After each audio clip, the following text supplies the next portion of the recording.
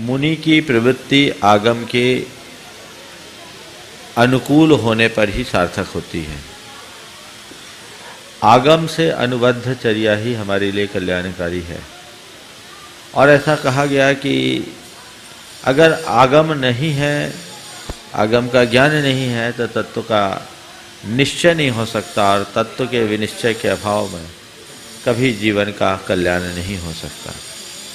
आगे के प्रसंग में इसी बात को ये कह रहे हैं कि अगर आगम नहीं है, आगम का ज्ञान नहीं है, तो उसके जीवन में मुनिपना ही नहीं। अर्थ आगम ज्ञान तत्पूर्व तत्वार श्रद्धान तद उभय पूर्व संयतत्वानाम योगबद्धस्य मोक्ष मार्गत्वम नियमयते। मोक्ष मार्ग हमारा तब कब घटेगा? जब आगम का ज्ञान हो और आगम के ज्ञान पूर्वक तत्वार्थ का श्रद्धान हो। आगम ज्ञान और तत्वार्थ श्रद्धान के साथ संयम हो, तब मोक्ष मार्ग होगा।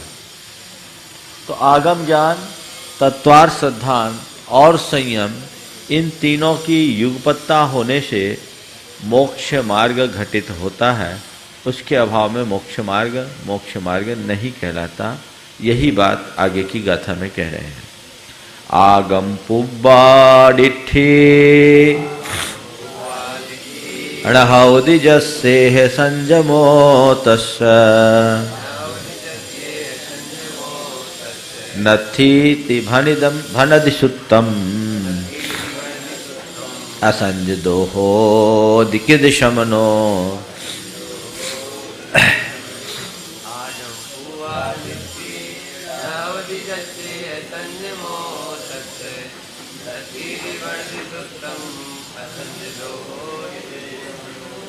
यही इस लोक में जस जिस मुनि के आगम पिंबुआ दिठी न होदी, आगम पूर्वक दृष्टि नहीं होती, अर्थात आगम सम्मत दृष्टि नहीं होती, जो आगम से तत्व के स्वरूप को नहीं जानता, तस्य संयमो नथि इति सुत्तम भनदी, उसके लिए संयम भी नहीं है, ऐसा सूत्र अर्थात आगम कहता है।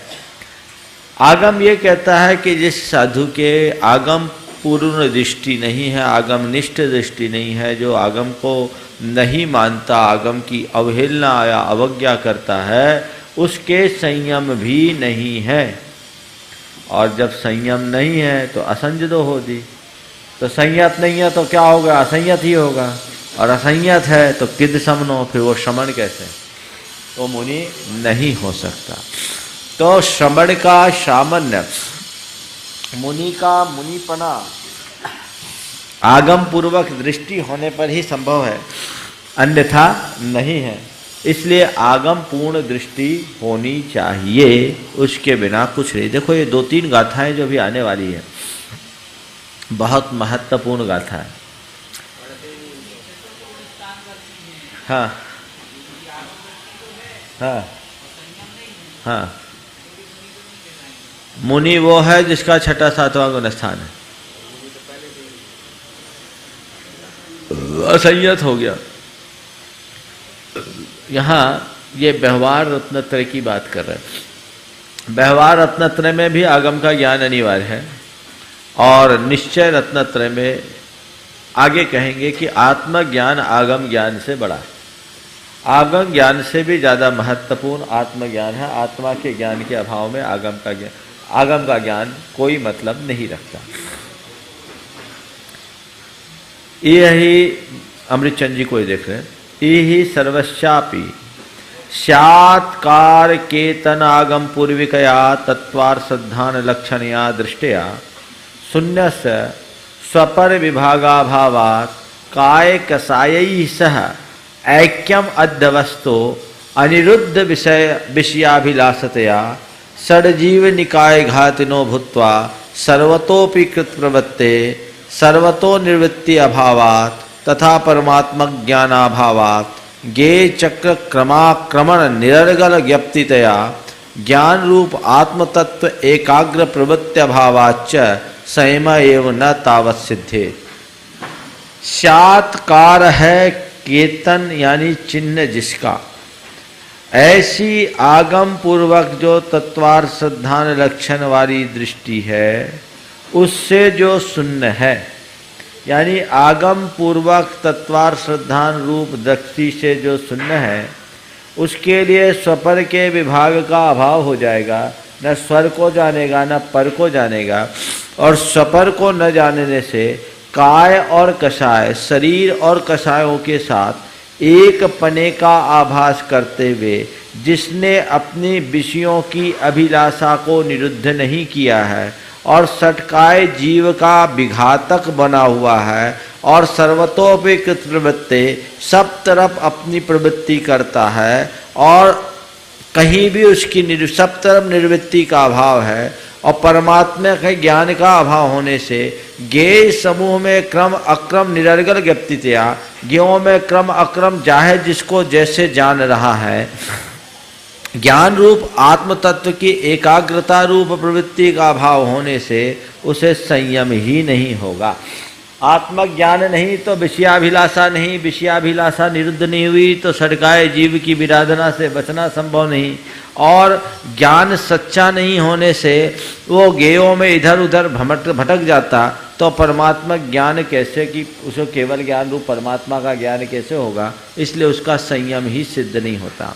असिद्ध संयमस्य तो सुनिश्चित एकाग्र तत्व रूपम मोक्ष मार्ग अपर नाम सामान्यम एवं न सिद्धेत, और जिसका संयम नहीं है उसके लिए जिनके तीनों का की एकाग्रता सुनिश्चित है, ऐसे मोक्ष मार्ग जिसका दूसरा नाम सामान्य है वो ही नहीं होगा।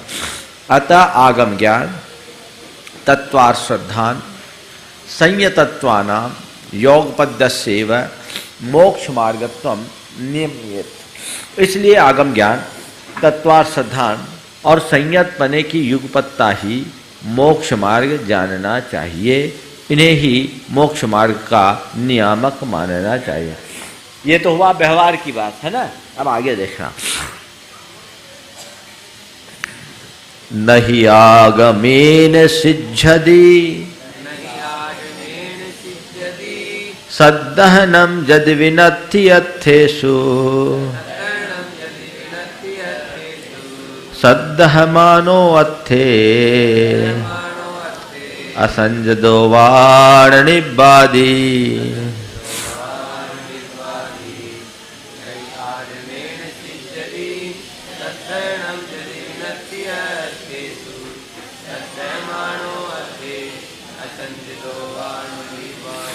भले तीनों चाहिए, श्रद्धान भी चाहिए, ज्ञान भी चाहिए और आचरण भी चाहिए। आगम ज्ञान तत्वार्थ श्रद्धान संयतत्वानाम योगपद्यस्य मोक्ष मार्गत्वम विघटयति, ये तीनों की युगपत्ता ही मोक्ष मार्ग है, इनके बिना मोक्ष मार्ग घटित नहीं होता। तो यहाँ कह रहे हैं नहीं आगमेन सिद्ध्यति यदि अर्थेषु सद्धनम नत्थि, कितना भी आगम का ज्ञान हो, पदार्थों का तत्व के स्वरूप का यदि श्रद्धान नहीं है तो आगम से सिद्ध नहीं होता। सद्दो माना अर्थ है, और तत्वार्थ का पदार्थ का श्रद्धान भी कर रहा है, लेकिन असंजदो वा, यदि वो असंयत है तो न निवादी, तो निर्वाण को प्राप्त नहीं होता। आगम का ज्ञान है, श्रद्धान नहीं तो कल्याण नहीं। आगम का ज्ञान श्रद्धान है लेकिन असंयत है तो भी उसका कल्याण नहीं है। तीनों होगा तभी उसका कल्याण होगा। श्रद्धान शून्येन आगम जनितेन ज्ञानेन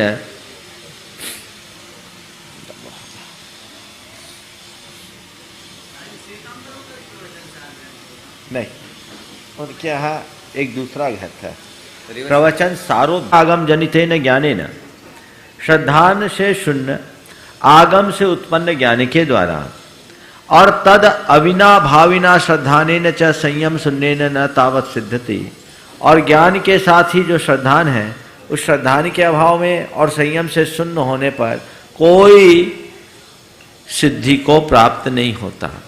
माने जो श्रद्धान है वो आगम ज्ञान के बिना नहीं होगा। तो आगम ज्ञान हो गया लेकिन श्रद्धान नहीं तो कोई मतलब नहीं, और ज्ञान है लेकिन श्रद्धान नहीं तो मतलब नहीं, और श्रद्धान है ज्ञान है और संयम से शून्य है तो भी सिद्धि की प्राप्ति नहीं होती। तथा ही आगम बलेन सकल पदार्थान विस्पष्टम तर्कियन अपि यदि सकल पदार्थ ज्ञेयाकार करम विशद एक ज्ञानाकारम आत्मानम न यथा तथा प्रत्येति तथा तथोदित आत्मना श्रद्धान शून्यतया यथोदित आत्मानम अनुभवन कथम नाम ज्ञेय निमग्नो ज्ञान विमूढ़ो ज्ञानीशार। आगम के बल से सब पदार्थों को विस्पष्ट तर्कयापि अर्थात अच्छी तरह से जानता हुआ भी जो सकल पदार्थ ज्ञेयाकार करम्बित सकल पदार्थों के ज्ञेयाकारों के साथ करम्बित यानी मिश्रित विशद निर्मल एक ज्ञानाकार आत्मा को वैसा श्रद्धान नहीं करता, वैसी प्रतोति नहीं करता। उस प्रकार से कहे गए आत्मा की श्रद्धान से शून्यता होने के कारण जैसा आत्मा का स्वरूप बताया है वैसा अनुभव न करने के कारण ज्ञेय से निमग्न ज्ञान विमूढ़ व्यक्ति, ज्ञेय में निमग्न ज्ञान विमूढ़ व्यक्ति ज्ञानी कैसे हो सकता है। यानी वो ज्ञानी भी नहीं है अगर उसका श्रद्धान नहीं है तो।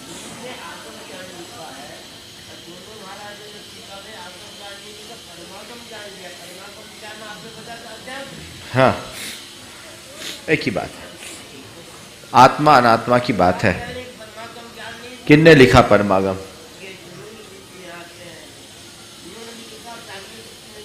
मूल में दोनों जगह आगम लिखा, हिंदी में परमागम कहाँ लिखा? आगम आगम तो लिखा है, परमागम कहाँ लिखा? हिंदी कहाँ पढ़ लिया परमागम आपने? तात्पर्य वृत्ति में आएंगे तब बात करिएगा। अभी हम क्या पढ़ रहे हैं? आत्मख्याति पढ़ रहे हैं, तत्व प्रबोधिनी पढ़ रहे हैं। अज्ञानिनश्च ज्ञेयोत्को भवन अपि आगम किम कुर्यात्। और अज्ञानी व्यक्तियों के लिए ज्ञेय को बताने वाला होने पर भी आगम क्या करेगा? कुछ नहीं करेगा। तथा श्रद्धान शून्यात् आगमात् नास्ति सिद्धि। इसलिए आगम का कितना भी ज्ञान हो, श्रद्धान नहीं है तो सिद्धि नहीं। देखो एक बात बताओ, आगम का ज्ञान हो और उसको श्रद्धान हो ये जरूरी नहीं। ज्ञान तो बुद्धि का विलास है। अच्छे अच्छे आगमज्ञ आगम के श्रद्धान से शून्य भी हो सकते हैं। कई लोगों के साथ ऐसा देखने में आता है कि आगम की बातें बड़े बड़े करते हैं लेकिन कोई श्रद्धा नहीं। हम क्षुल्लक थे, नैनागिर में संघ था, एक महानुभाव आए, अध्यात्म के कुछ विशिष्ट रसिक थे, तो पुण्य पाप की कुछ चर्चा चल रही थी। हमने ऐसी चर्चा में उनसे कहा, आपने गोमट सार देखा है? बोले उसमें क्या रखा है? उसमें क्या रखा है? नाम था उनका चमन भाई, विद्वान थे। मैंने जैसे बोला, मैंने आपने गोमट सार देखा? बोले उसमें क्या रखा है? हमने हाथ जोड़े, बोले आपके साथ बात करने में मैं समर्थ नहीं हूं, मैं आपको पात्र नहीं मानता, ना आप अपना समय बर्बाद करो ना मेरा समय बर्बाद करो। तो कई ऐसे लोग होते हैं जिनको आगम का अभ्यास एक व्यसन की तरह हो जाता है। पढ़ना है पढ़ना है पढ़ना है, जो उसमें लिखा उसका श्रद्धान तो हो, उसके अनुरूप काम करें। और कई ऐसे होते हैं जो कई चीज़ों को पकड़ते हैं लेकिन उसके अंदर शंका बनी रहती है। भगवान महावीर के जो 11 गंधर्व थे, इंद्रभूति, अग्निभूति, वायुभूति, इन तीनों के बारे में डॉक्टर नेमीचंद जैन ने, ज्योतिषाचार्य ने, भगवान महादेवशंकर महावीर और उनकी आचार्य परंपरा नामक पुस्तक के पहले भाग में बहुत अच्छा लिखा। उसमें उन्होंने लिखा कि तीनों अपने आप में वेदांत के पारगामी थे, दुनिया उनको सर्वज्ञ तुल्य मानती थी, लेकिन तीनों के मन में एक एक सूक्ष्म शंका थी जिसका निवारण, एक को आत्मा के अनेकत्व के विषय में संशय था, एक को आत्मा के सर्वव्यापित्व के विषय में था और एक को आत्मा के कर्तृत्व के विषय में था। ऐसे कुछ शंकाएं थी। सबको उसका व्याख्यान सुना रहा है, समझा रहा है, लेकिन खुद के मन में शंका। और भगवान महावीर के दर्शन से उनके मन की शंका का निवारण हुआ तो समर्पित हो गए। तो कई बार ऐसा होता है कि ऊपर से व्यक्ति कह रहा, अंदर उसका श्रद्धान नहीं है, पढ़ रहे, विद्वान है इसलिए कि दूसरे को बता रहे हैं, ये हमारी जीविका है, ये लोकप्रियता का आधार है, इसलिए आगम की बात। एक विद्वान का नाम नहीं ले रहा हूं, उसने एक दिन पुराणों के विषय में टिप्पणी की, ये तो सब अतिरंजना से भरी बातें हैं, मैं इन पर विश्वास नहीं करता।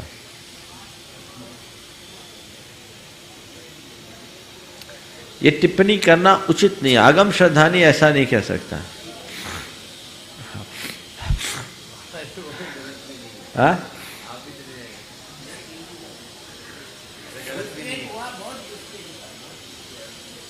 मूल तत्व में भ्रांति नहीं होनी चाहिए। चलिए, तथा श्रद्धान शून्यात आगमात नस्ति सिद्ध किंच सकल पदार्थ ज्ञेयाकार करम्बित विशद एक ज्ञानाकार आत्मानम श्रद्धानो अपि अनुभवन अपि यदि स्वस्मिन् एव संयम न वर्तयति। यदि सकल पदार्थ रूप ज्ञेय के आकार से मिश्रित विशद एक ज्ञान आकार वाले परमात्मा का श्रद्धान करते हुए भी, अनुभव करते हुए भी अपने में ही संयम करके प्रवर्तन नहीं करते, तदा अनादि मोह राग द्वेष वासनोपजनित पर द्रव्य चंक्रमण स्वैरिण्याश्चित वृत्ते, तो फिर अनादि मोह राग द्वेष की वासना यानी संस्कार से उत्पन्न पर द्रव्य में घूमने की जो स्वैरिणी चित्त, स्वेच्छाचारी चित्त की वृत्ति है, मनोवृत्ति, मन की मनोवृत्ति क्या है? पर द्रव्य में बेखौफ होकर घूमना। अजय, पर द्रव्य में बेखटके घूमना और उसका कुछ नहीं, तो स्वेच्छाचारीता छोड़कर जो पर द्रव्य में घूमने वाला है, ऐसा मन स्वस्मिनेव स्थानात निर्वासन निकंप एक तत्व मूर्छित चिद वृत्त्याभावात कथम नाम संयत स्यात्। फिर अपने आत्मा में स्थानान निर्वासन निकंप एक तत्व मूर्छित चिद वृत्त्याभावात, अपनी आत्मा में लीन होने की जो एक चित्त वृत्ति है उसका अभाव होने से वो संयत कैसे होगा? और असंयतस्य च यथोदित आत्मतत्व प्रतीति रूपम श्रद्धानम यथोदित आत्मतत्वानुभूति रूपम ज्ञानम वा किम कुर्यात्। और असंयत के लिए जैसा आगम में कहा गया ऐसे आत्मतत्व की प्रतीति रूप श्रद्धान और जैसा आगम में कहा गया ऐसा आत्मतत्व की अनुभूति रूप ज्ञान क्या करेगा? असंयत के आत्मतत्व का श्रद्धान जैसा आगम में कहा है और ज्ञान कुछ नहीं करने वाला, चाहे उसको तुम शुद्धात्मानुभूति भी क्यों न कहो। ततः संयम शून्यात् श्रद्धानात् ज्ञानात् वा नास्ति शुद्धि। इसलिए निष्कर्ष ये निकला कि संयम से शून्य ज्ञान से, श्रद्धान से या ज्ञान से सिद्धि नहीं है। अतः आगम ज्ञान तत्वार श्रद्धान संयतत्वानाम अयोग पद्यस्य मोक्ष मार्गत्वम विघटयति। इससे निष्कर्ष हुआ कि आगम ज्ञान तत्वार श्रद्धान और संयतत्व के अयुक्पत्ता से मोक्ष मार्ग नहीं होता। आगे देखो, जम्मन्नानि खम्मं खवेदि भवसय सहस्र कोटिः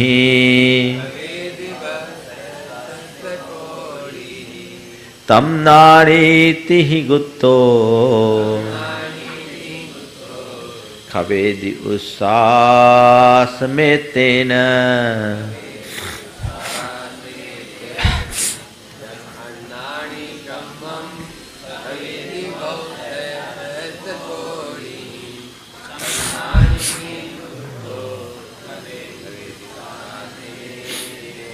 अब कह रहे हैं देखो, आगम का ज्ञान हो गया, तत्वार्थ का श्रद्धान हो गया और संयम भी धार लिया, लेकिन ये जब तक व्यवहार रत्नत्र है तब तक मुक्ति नहीं है। मुक्ति तो निर्वृत्ति में है। ये व्यवहार है, बस बाहर का साधन है, अंतरंग साधन तो निश्चय का है। इसलिए जब तक निश्चय को प्राप्त नहीं करोगे तब तक मुक्ति की कोई संभावना नहीं है। जम अन्नानी भावसय सहस्र कोटि ही कम्मम खवेदी। एक अज्ञानी प्राणी करोड़ों हजारों करोड़ों वर्ष में जितना कर्म खपाता है, तम नानी उसे ज्ञानी तिहि गुप्तो, तीन गुप्तियों के माध्यम से उच्छ्वास में तेन खवेदी, उच्छ्वास मात्र में खपा देता है। कोटि जन्म जन्म तप तपे ज्ञान बिन कर्म झरे जे, ज्ञानी के छिन माहि त्रिगुप्तिते सहज टरेते। यहाँ पर एक बात कही जा रही है, इसका तात्पर्य ये नहीं कि एक साधारण ज्ञानी व्यक्ति कर्म की निर्जरा करा लेगा। यहाँ त्रिगुप्ति युक्त मुनि की बात की जा रही है और उस मुनि की बात को अज्ञानी कह रहे हैं जो निश्चय ज्ञान से शून्य है। समझ गए? देखो इसको, यद अज्ञानी कर्म क्रम परिपाट्या बाल तपो वैचित्र उपक्रमेण च पच्यमान उपात राग देशतया सुख दुखादि विकार भाव परिणता पुनरारोपित संतानम भाव 60 सहस्र कोटि भी कथनचन निस्तरती। एक अज्ञानी क्रम से चले आ रहे अपने बाल तप आदि की विचित्रता के माध्यम से निरंतर उदय में आने वाले राग देश के कारण सुख दुख आदि के विकार भाव से परिणत होकर और उसी परंपरा के साथ आगे बढ़कर हजारों करोड़ वर्षों में जिस कर्म का निस्तार करता है, यानी कर्म की निर्जरा करती है, तदेव ज्ञानी सात्कार केतन आगम ज्ञान तत्वार सिद्धांत संयतत्व योग पद्यातिशय प्रसाद आसादित शुद्ध ज्ञानमय आत्म तत्वानुभूति लक्षण ज्ञानित्व सद्भावात् काय वांग मनः कर्मोपरम प्रवृत्ति गुप्तत्वात् प्रचंड उपक्रम पच्यमानम अपहस्तित राग देशतया दूर निरस्त समस्त सुख दुखादि विकार है। सात्कार है चिन्ह जिसका ऐसे आगम ज्ञान तत्वार सिद्धांत और संयतत्व के युगपत्ता के अतिशय के प्रसाद से जिसने शुद्ध ज्ञान में आत्म तत्व की अनुभूति लक्षण वाले ज्ञानी पने को प्राप्त किया है और अपने शरीर वचन और मन की क्रिया का जिसने उपरम कर लिया है और शरीर वचन और मन की क्रियाओं को निरुद्ध करके जिसने 3 गुप्तियों को प्राप्त कर लिया, जिसने निरंतर पच्यमान उदय में आ रहे राग देश को अपहस्तित कर दिया है, निरस्त कर दिया है और समस्त सुख दुखादि विकार से जो ऊपर उठ चुके हैं, पुनः अनारोपित संतानम उच्छ्वास मात्रेनेव लीलिया एव पातियति, वो जो नए कर्म को बंद नहीं करने वाला है वो अपने पुरातन कर्मों को श्वास श्वास में खेल खेल में ही नष्ट कर देता है। अतः आगम ज्ञान तत्वार सिद्धांत संयतत्व योग बद्यपि आत्मज्ञानमेव मोक्ष मार्ग साधकतम अनुमंतव्यम।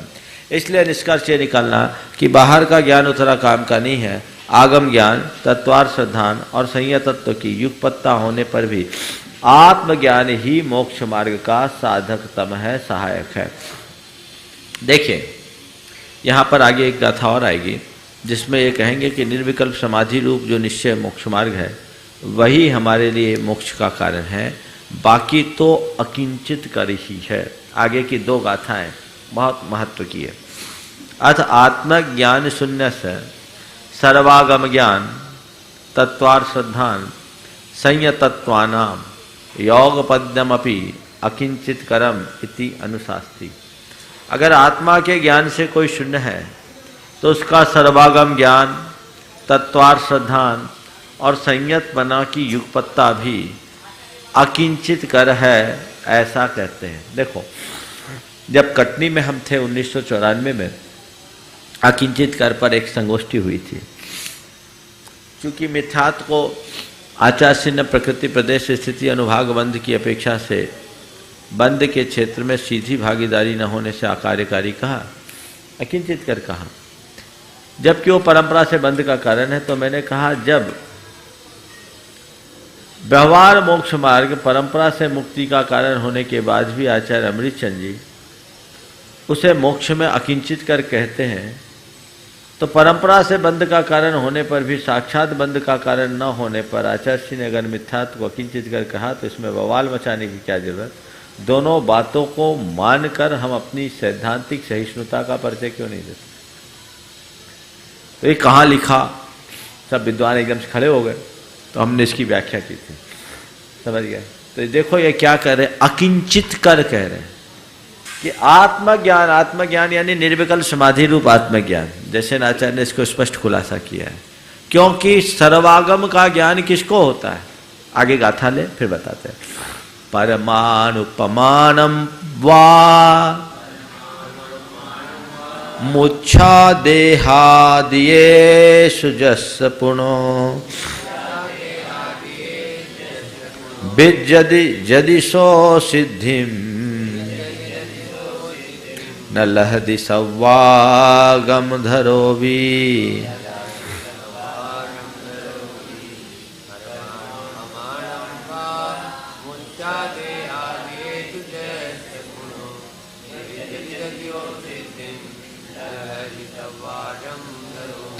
कह रहे देहादियेषु शरीर आदि के प्रति जस जिसकी परमाणु प्रमाणम व मूर्छा, परमाणु प्रमाण भी एक परमाणु बराबर भी मूर्छा यानी आसक्ति होती है। सो सिद्धिम न अगर विद्यदि एक परमाणु प्रमाण में भी मूर्छा उनके शरीर आदि के प्रति विद्यमान है तो सो सिद्धिम न लहदी, वो मुक्ति को प्राप्त नहीं करता। क्यों? सर्वागम धरो भी, सर्वागम का ज्ञाता हो तो भी मुक्ति को प्राप्त नहीं करेगा, शुद्ध केवली कल्प हो तो भी मुक्ति को प्राप्त नहीं करेगा। एक बात ध्यान रखना, सर्वागम का ज्ञान किसको होता है? शुद्ध केवली को। द्वादशांग का ज्ञान 11 अंग और 14 पूर्व। आगम का विधान है 10 पूर्व से ऊपर का जिसको ज्ञान होता है वो सम्यक दृष्टि होता है। धवला की 9वीं पुस्तक में ऐसा लिखा कि 14 पूर्व का जो ज्ञाता होता है वो उस भाव में असंयम को प्राप्त नहीं होता और पूरे संसार काल में मिथ्यात्व में नहीं आता, उसका सम्यक नहीं छूटता। जिसके सानिध्य में बैठने वाले का सम्यक दर्शन, साइक सम्यक दर्शन हो सकता, वो मिथ्यात्व में कैसे जाएगा? आचार्य कुंद उसके सम्यक्त पर चैलेंज कर रहे हैं। समझ गए कि वो सब कुछ हो तो भी अगर आत्मा का ज्ञान, क्योंकि द्रव्य ज्ञान अलग है, भाव ज्ञान अलग है, निर्विकल्प समाधि के अभाव में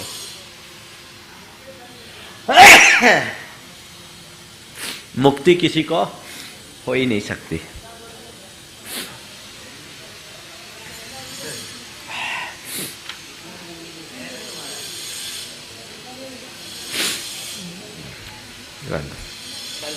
इसकी टीका है, विषय बहुत अच्छा है इसका, कर लेंगे। 2-3 गाथा इससे साथ में जुड़ी हुई, बढ़िया है।